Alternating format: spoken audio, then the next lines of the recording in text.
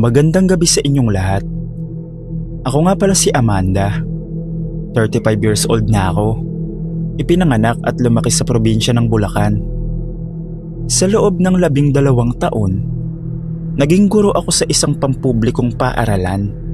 Isang trabahong minahal ko, pero hindi sapat para matustusan ang pangarap naming mag-asawa. Si Mark ang asawa ko sa loob ng 8 taon. Isa siyang magaling na mekaniko. Magkasama kaming nagdesisyong mangibang bayan. Umaasang sa Amerika ay mas magiging maganda ang buhay namin.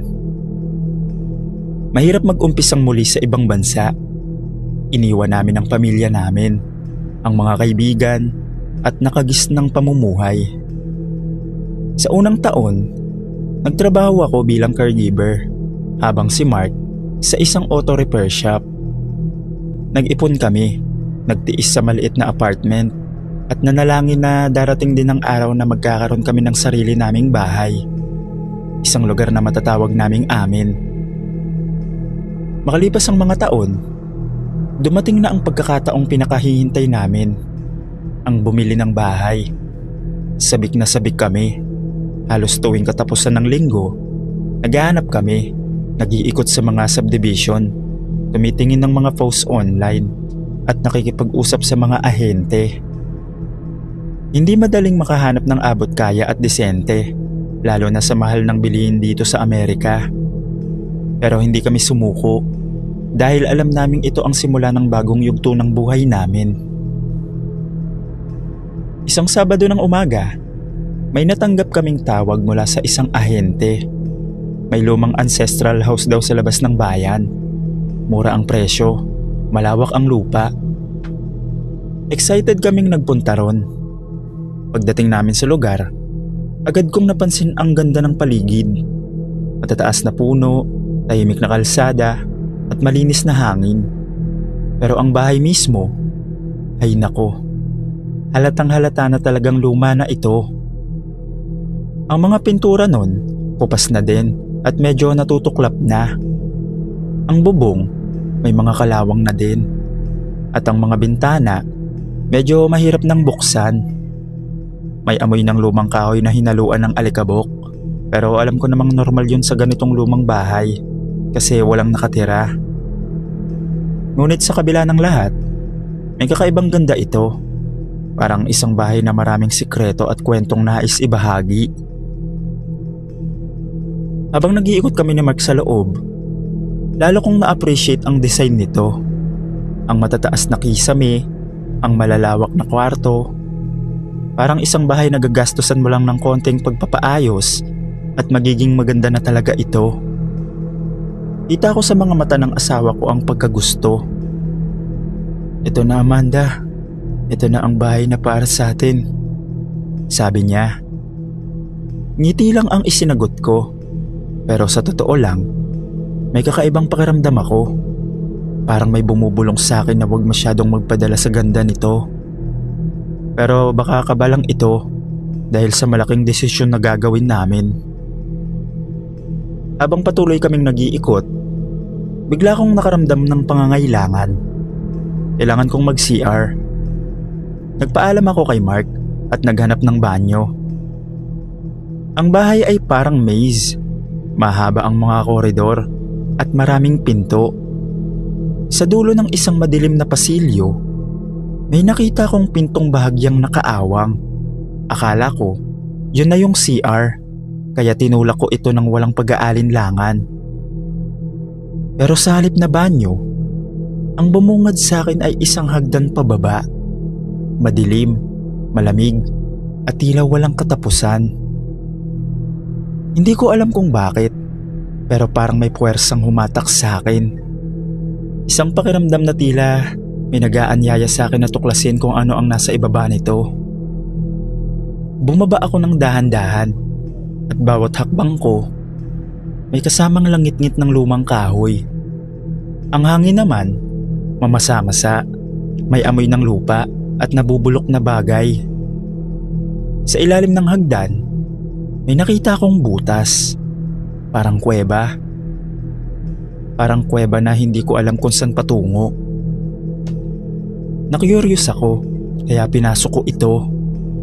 Habang lumalalim ako, may kakaibang tunog akong narinig. Parang ungol o halinghing ng isang nilalang na hindi ko maipaliwanag.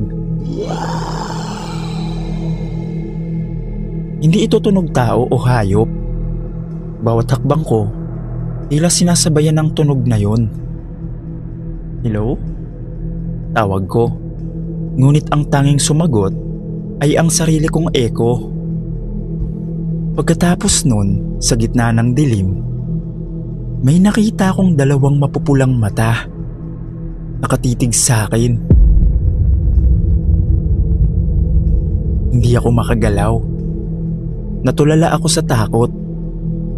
Bigla itong umangil. Isang matinis, nakakatakot na tunog na tila bumalot sa buong kuweba. At narinig ko ang mga yabag nito. Papalapit ng papalapit. Doon ako tumakbo. Wala akong pakialam kung saan ako pupunta. Basta makalabas lang. Sa sobrang bilis ng takbo ko, nadapa ako. Tumama yung tuhod ko sa matigas na bato at naramdaman kong humapdi ito. Bumangon ako agad, pero nang lumingon ako, may nakita akong isang mabalahibong kamay na may mahahabang kuko. Halos maabot na ako nito. Sinundan ito ng dalawang mapupulang matang papalapit ng papalapit. Napasigaw na ako noon. Ang puso ko ay parang sasabog sa takot. Tinakbo ko ang hagdan pabalik. Nang makaakyat ako, isinara ko ang pinto. Hindi na ako nag-CR. Dumiretso ako sa sala kung nasan si Mark. Nagulat siya nang makita niya akong hingal na hingal, pawisan at may sugat sa tuhod. "Oh, ano nangyari sa'yo?" Hindi ako nakasagot. Hinata ko siya palabas ng bahay. "Kailangan na nating umalis. Ngayon na," sabi ko halos hinihingal pa. Tumakbo kami palabas at mabilis na sumakay sa kotse. Sa biyahe, hindi ako nagsasalita. Nanginginig lang ang katawan ko noon. Hindi mawala sa isip ko yung mapupulang mata. Pag uwi namin, saka ko lang nasabi sa kanya ang lahat. Yung hagdan, yung kuweba, pati na rin yung mabalahibong kamay na may mahabang kuko at ang paghabol nun sa akin. Natawa siya nung una. "Baka imagination mo lang yun. O baka naman daga lang yun," sabi niya. Pero nakita niya ang takot sa mukha ko at ang sugat sa tuhod ko. Alam niyang hindi ko kayang imbentohin ang mga yon. "Mark, hindi ko ipagsisiksika na maniwala ka. Pero wag mong bilhin ng bahay na yun. Hindi ko kayang tumira sa lugar na yun na may ganong nilalang," pilit kong sabi. Tumahimik siya. Alam kong nagustuhan niya ang bahay, pati na rin ang disenyo nun. Pero mas mahalaga sa kanya ang kapakanan ko. "Sige, mahanap na lang tayo ng iba," sabi niya sa huli habang niyayakap ako.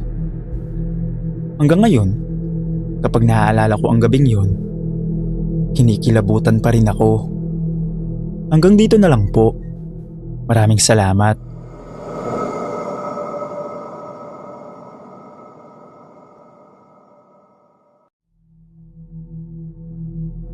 Hindi ako madaling maniwala sa mga kababalaghan. Sa loob ng halos 10 taon bilang funeral attendant, napakarami ko nang napuntahang burol at libing. Ako nga pala si Noel. Ang pangyayaring ito ay nangyari halos 8 taon na ang nakalipas sa isang maliit na bayan sa Batangas. Maagang maaga pa lang, nasa punerarya na kami. Ang ililibing noon ay isang lalaking nagngangalang Ricardo. 59 na taong gulang. Ayon sa pamilya, inatake raw ito sa puso habang nag-iisa sa bahay. Tahimik ang buong burol. Napansin kong kakaunti na lang ang bisita. Karamihan, matatandang kamag-anak at iilang kapitbahay na lang.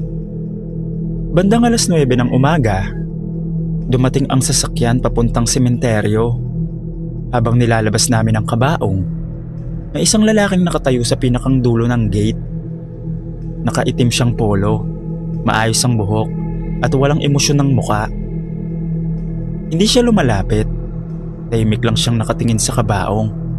Akala ko noon, isa siyang kamag-anak na nahihiyang lumapit. Pero may kakaiba sa kanya. Hindi siya umiiyak. Hindi rin siya nakikipag-usap. Parang may hinihintay lang siya. Pagdating namin sa sementeryo, nandun din siya. Nakapwesto lang sa lilim ng isang malaking puno habang pinapanood ang buong seremonya. Habang nagsasalita ang pare, napansin kong ilang beses siyang ngumiti. Nang matapos ang misa at ibinaba ang kabaong, lumapit sa akin ang anak ng namatay. "Kuya, kilala niyo po ba yung lalaking nasa likod?" Napalingon ako. Nakatayo pa rin siya. Umiling ako. Hindi." Sabi ng anak, "Kanina pa namin siya pinagmamasdan. Wala naman sa pamilya namin ang ganyang mukha. Hindi naman namin siya kamag-anak." Hinayaan na lang namin. Akala namin, maling libing lang ang napuntahan. Matapos maibaba ang kabaong, isa-isa nang umalis ang mga tao. Pero ang lalaking yon, hindi gumalaw. Nakatayo pa rin siya. Nang nagligpit na kami ng gamit, napansin kong lumapit siya sa puntod. Dahan-dahan niyang inilapag ang isang puting bulaklak. Pagkatapos, may sinabi siyang halos pabulong. "Hindi pa ito ang katapusan." Nanlamig ang buong katawan ko noon. Bago pa ako makalapit, tumalikod na siya at naglakad palabas ng sementeryo. Hindi ko na siya naabutan. Akala ko tapos na, pero mali ako. Kinabukasan, bumalik ang pamilya ni Ricardo sa punerarya. Galit na galit ang asawa. May hawak siyang lumang photo album. Binuksan niya ang album. Mga litrato yun noong kabataan ni Ricardo. Birthday, kasal, binata pa siya. At doon, sa isang litrato sa tabi ng dagat, nakita ko ang lalaking nakita namin kahapon. Parehong muka, parehong damit. Walang ipinagbago, pero hindi man lang tumanda. "Sinong kasama niya?" "Si Ricardo," sabi ng asawa niya. Hindi ko agad naintindihan. Itinuro niya ang lalaki sa tabi ng estranghero. "Ito, si Ricardo." Napatingin ulit ako. Biglang bumilis yung tibok ng puso ko. Magkahawig sila. Hindi lang magkahawig. Parehong pareho. Ang lalaking dumalo sa libing ay si Ricardo mismo. Akala ko may kambal lang. Pero sabi ng asawa niya, wala siyang kambal. Mula bata hanggang pagtanda, nag-iisa lang siyang anak. Lalong dumami ang tanong. Sinubukan naming hanapin ang estranghero. Walang nakakakilala. Walang nakakita kung saan siya nakatira. Parang bigla na lang siyang lumitaw. Lumipas ang ilang linggo, inakala naming tapos na. Hanggang isang gabi, tumawag sa akin ang caretaker ng sementeryo. Halos hindi siya makapagsalita sa takot. "Kuya Noel, pumunta ka rito." Pagdating ko, nanginginig siya habang nakatutok ang flashlight sa bagong puntod ni Ricardo. May bakas ng putik. Parang may tumayo sa ibabaw ng puntod. Pero ang mas nakakatakot, may isang sariwang puting bulaklak. Wala namang bumisita noong gabing yon. Habang sinusundan namin ang bakas ng paa, huminto ito sa isang lumang bahagi ng sementeryo. Doon may isang lumang lapida. Nakalagay ang pangalan, Ricardo. Petsa ng kapanganakan, kapareho. Pero ang taon ng kamatayan, 30 taon na ang nakalipas. Nagkatinginan kami ng caretaker. Imposible. Nang siyasatin ng munisipyo ang lumang record, natuklasan nilang may isang Ricardo na namatay 30 taon na ang nakararaan. Kapareho ng pangalan, pareho ng muka, parang iisang tao, pero hindi. Walang nakapagpaliwanag kung paano nangyari yun. Makalipas ang ilang buwan, nag-resign na rin ako dahil hindi ko na nakayanan.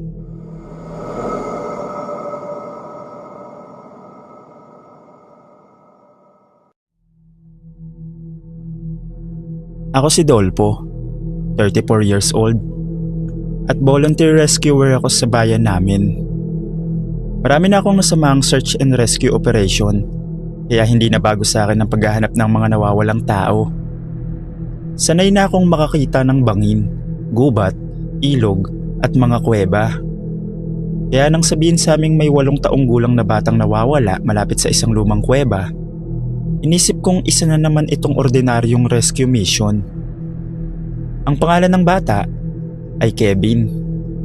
Ayon sa mga magulang niya, hapon nang mawala ito habang naglalaro kasama ang ibang mga bata. Nang hanapin nila, ang tanging sinabi ng mga kalaro niya ay nakita nilang pumasok si Kevin sa isang madilim na butas sa paahan ng bundok. Walang sino man sa baryo ang naglakas loob na sundan siya. Pagdating namin sa lugar, kapansin-pansin ang takot sa mukha ng mga residente. Walang gustong sumama sa amin. May ilang matatanda pang paulit-ulit na nagsasabing huwag kaming magtatagal sa loob ng kuweba, lalo na kapag dumilim, dahil may nakita raw sila dong hindi tao. Hindi ko yun pinansin. 6 kaming pumasok sa loob ng kuweba. Sa umpisa, normal ang lahat. Malamig ang hangin, basa ang sahig, at may mga paniking paminsan-minsang lumilipad sa taas. Habang lumalalim ang nilalakaran namin, napansin kong unti-unting nawawala ang lahat ng tunog. Pati ang pagtulo ng tubig ay tila biglang tumigil. Ang tanging naririnig ko na lang nun, yung yabag namin at mabibigat naming paghinga. Makalipas ang ilang minuto, may nakita kaming maliliit na bakas ng paa sa putik. Sigurado akong paa ng bata yon. Sinundan namin ang mga bakas hanggang makarating kami sa isang napakalawak na bahagi ng kuweba. Sa gitna nito, may isang napakalalim na butas na halos hindi maabot ng ilaw ng aming mga flashlight. Doon namin nakita si Kevin. Tahimik lang siyang nakaupo sa gilid ng madilim na butas habang nakatingin sa kailaliman nito. Hindi siya umiiyak, hindi rin siya humihingi ng tulong. Nakangiti lang siya na para bang may kausap sa ibaba. Habang papalapit kami, napansin kong parang may isa pang anino sa ilalim ng butas. Hindi ito gumagalaw, ngunit pakiramdam ko, nakatingin ito sa amin. Biglang namatay yung mga flashlight namin. Hindi namin alam kung bakit. At pagkatapos nun, nilamon kami ng kadiliman. Kasunod nun, isang napakalalim na paghinga na tila nanggagaling mismo sa ilalim ng lupa. Makalipas ang ilang minuto, bumukas ulit ang flashlight namin nang hindi namin alam ang dahilan. Pero wala na si Kevin sa kinauupuan niya. Kasabay niyang nawala ang 2 naming kasama. Wala kaming narinig na sumigaw. Wala rin kakaibang bakas o pagpupumiglas. Parang may kung anong humila sa kanila pababa nang hindi man lang namin namalayan. Doon na kami nagpasyang umatras. Habang tumatakbo kami palabas ng kuweba, malinaw naming naririnig ang mabibigat na yabag sa likuran namin. Hindi ko alam kung ilan sila, pero sigurado akong hindi lang isa. Paglabas namin, 4 na lang kaming natira. Agad na isinagawa ang panibagong search operation kinabukasan. Halos buong araw hinanap sina Kevin at 2 naming kasamahan. Pero walang kahit isa ang natagpuan. Ilang araw ang lumipas bago tuluyang isinara ang kaso. 3 opisyal ang nawawala. Ngunit para sa akin, Hindi tatlo ang naiwan sa loob ng kuweba. Dahil bago kami tuluyang makalabas noong gabing yun, napalingon ako sa bunganga ng kuweba. Sa gitna ng dilim, nakita ko si Kevin. Nakatayo siya roon at nakangiti. Sa tabi niya, nakatayo ang dalawang rescuer na kasama naming nawala. Pareho rin silang nakangiti at sa likuran nilang tatlo, unti-unting bumukas ang dalawang mapupulang mata mula sa kailaliman ng madilim na butas. Hindi ko na sinabi sa kanila yon. Sinarili ko na lang kasi ayokong may mawala ulit at alam kong hindi na namin sila makikita pa.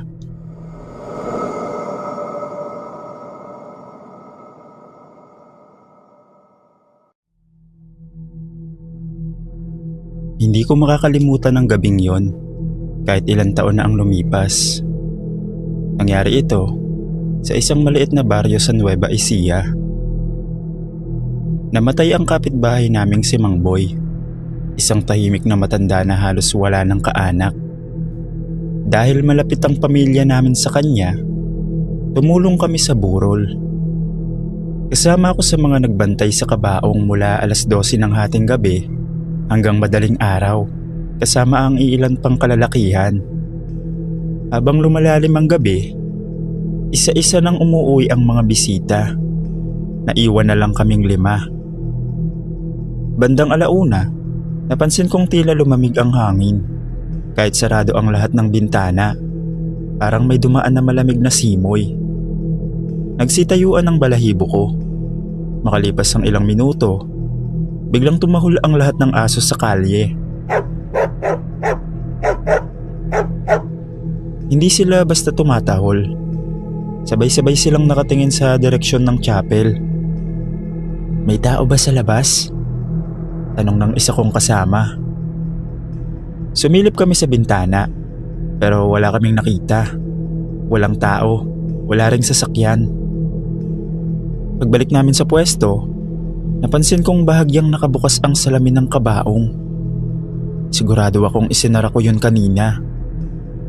Inisip naming baka hindi lang naisara ng maayos, kaya inayos namin at ipinagpatuloy ang pagbabantay. Lumipas ang halos kalahating oras. 3 mahinang katok.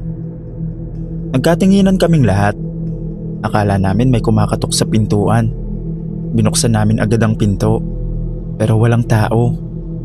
Pagkasara namin, mas malinaw na ngayon. Hindi yun galing sa pinto. Dahan-dahan kaming napalingon sa kabaong. Doon ang gagaling ang katok. Walang nagsalita. Parang tumigil ang oras. Muli yung tumunog. Sa pagkakataong yon, kitang-kita kong bahagyang gumalaw ang takip ng kabaong. Napaatras ang isa naming kasama habang napamura naman ang isa. May gustong lumapit para silipin, pero pinigilan siya ng matandang nagbabantay. "Tawagin niyo yung pamilya niya. Ngayon na." Ilang minuto lang ang lumipas, dumating ang anak ni Mang Boy, kasama ang isang matandang sakristan. Hindi nila agad binuksan ang kabaong. Sa halip, nagdasal muna sila. Habang nagdarasal, biglang tumigil ang katok. Akala namin tapos na. Ngunit nang bubuksan na sana nila ang kabaong para tiyaking maayos ang pagkakahiga ng bangkay, napansin ng anak ni Mang Boy na may putik ang ilalim ng kabaong. Hindi yun posible. Tuwing may burol, nililinis ang sahig bago ilagay ang kabaong. Nang bahagya nila itong iusog, may bakas ng mapuputik na yapak sa ilalim. Iisa lang ang direksyon, mula sa pintuan ng chapel papunta sa kabaong. Pero walang bakas na palabas. Tahimik ang lahat. Walang makapagpaliwanag kung paano nagkaroon ng mga yapak na yun. Kinabukasan, inilibing si Mang Boy. Akala namin doon na matatapos ang lahat.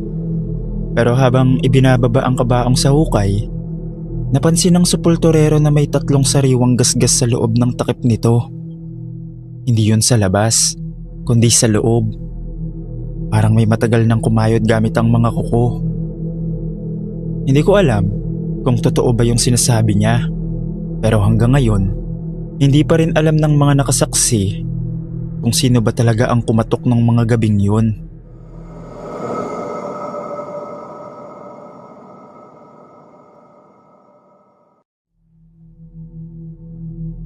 Nang madiscover ko itong channel mo, Sir Dave, ginawa ko na itong libangan at pampalipas ng oras.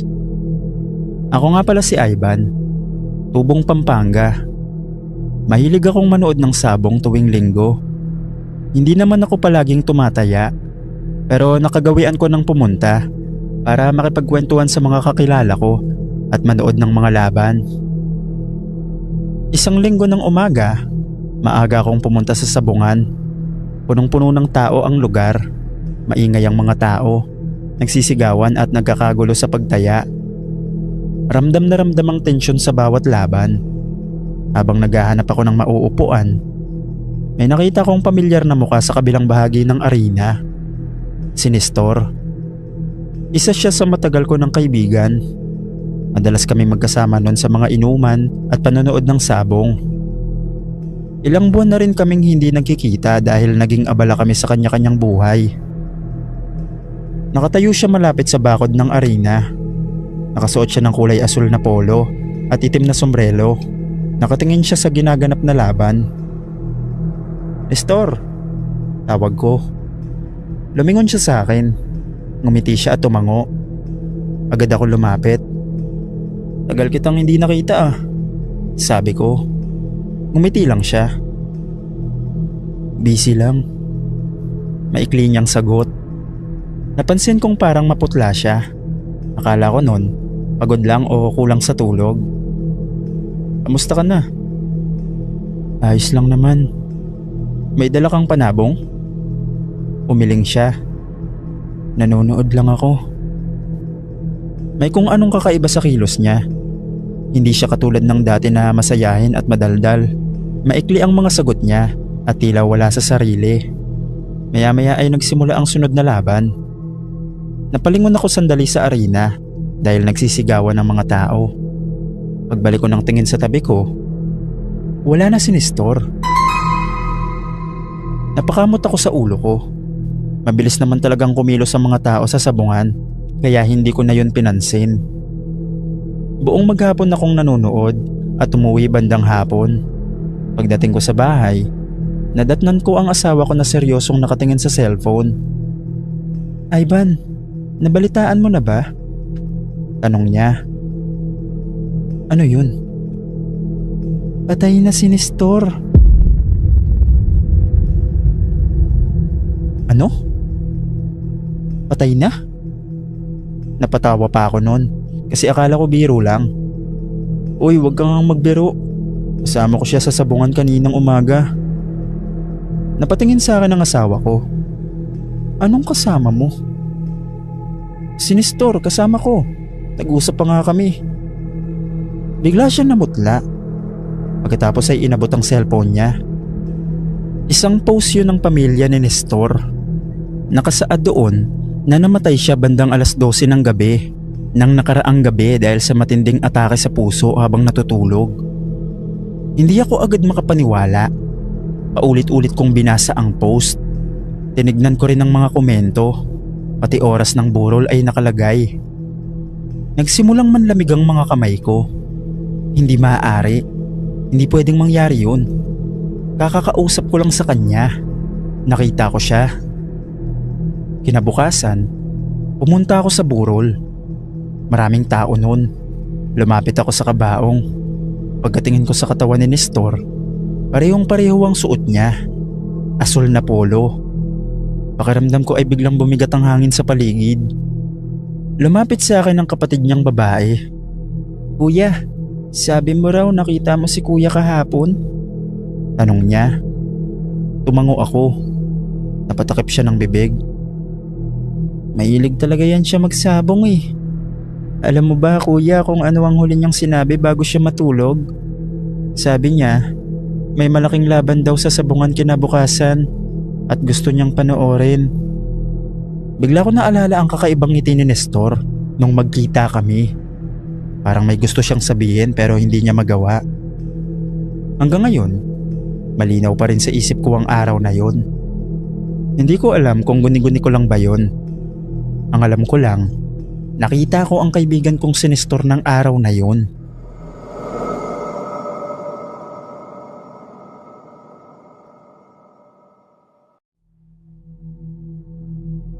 Hello Sir Dave. Lagi po kaming nakikinig dito sa barangay namin at gusto ko sanang ibahagi yung karanasan ko. Sana mapasama at marinig namin sa channel mo habang naka-duty. Ako si Mario, isang barangay tanod sa Maynila. Hindi ko nasasabihin ang eksaktong lugar. Mahigit 5 taon na ako nagbabantay sa aming lugar. Kaya sanay na ako sa iba't ibang klase ng tao at pangyayari tuwing gabi. Mga lasing na nag-aaway, mga kabataang lumalabag sa curfew, at kung ano-anong reklamo ng mga residente. Pero may isang gabi na hanggang ngayon, hindi ko pa rin makalimutan. Bandang alas 11 ng gabi noon, tahimik na ang buong barangay. Karamihan ng mga bahay ay nakapatay na ang ilaw at iilan na lamang ang sasakyang dumaraan sa kalsada. Nag-iikot ako mag-isa habang dala ang flashlight at radyo. Mahigpit noon ang pagpapatupad ng curfew para sa mga minor de edad, kaya binabantayan namin ang mga iskinita at madidilim na bahagi ng barangay.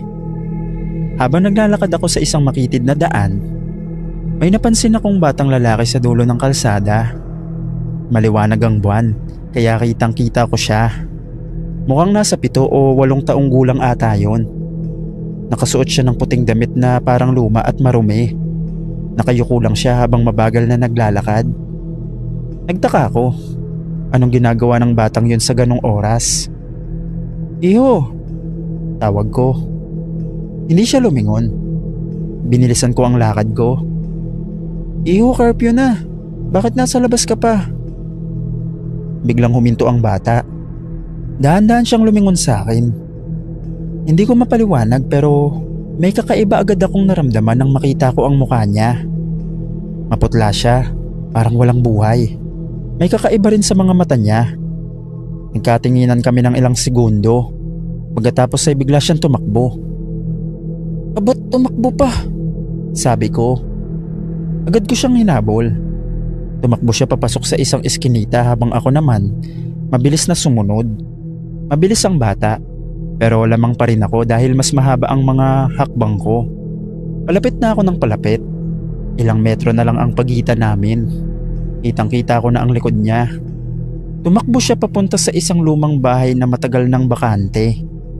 Napansin kong sarado ang bakal na gate nito at mataas ang konkretong pader sa gilid. Wala na siyang matatakbuhan. Doon ako nakasigurado na maaabutan ko na siya. Pero sa mismong sandaling yun, may nangyari na hindi ko kailanman makakalimutan. Tumigil sandali ang bata sa harap ng pader. At akala ko hindi na siya gagalaw. Pero bigla siyang humakbang pasulong. At sa harap mismo ng mga mata ko, tumagos siya dun sa simentong pader. Parang usok, parang anino. Hindi ako makapaniwala. Napahinto ako. Nanigas ang buong katawan ko. Nabitawan ko ang flashlight ko sa sobrang gulat. Hindi ako makagalaw. Hindi ako makahinga ng maayos. Paulit-ulit kong tinitignan ng pader. Solidong pader yun. Walang kahit ano. Unti-unting tumayo ang balahibo ko mula batok hanggang paa. Pakiramdam ko ay biglang lumamig ang paligid. Pagkatapos ay may narinig akong mahinang boses. Parang batang umiiyak. Hindi ko alam kung saan nanggagaling. Parang nasa likod ng pader. Doon ako tuluyang natakot ng sobra. Pinulot ko ang flashlight ko. At walang lingon tumakbo palabas ng iskinita. Wala na akong pakialam kung ano man ang nakita ko. Ang alam ko lang ay hindi yun tao. Pagdating ko sa barangay, hingal na hingal ako. Nagtaka ang mga kasama ko kung bakit namumutla ako. Nang ikwento ko anong nangyari, biglang natahimik ang isang matandang tanod. Ako rin, nakita ko na rin yan dati. Ayon sa kanya, maraming taon na ang nakalipas nang may batang lalaki na nasagasaan malapit sa lugar na yon. At mula noon, may mga residente na paminsan-minsan na nakakakita ng isang batang naglalakad tuwing 10 oras ng gabi. Hindi ko alam kung totoo ang kwento nila, pero alam ko ang nakita ko. Alam kong may hinabol akong bata at alam kong tumagos siya sa isang sementadong pader. Mula noong gabing yon, hindi na ako nag-iikot ng mag-isa.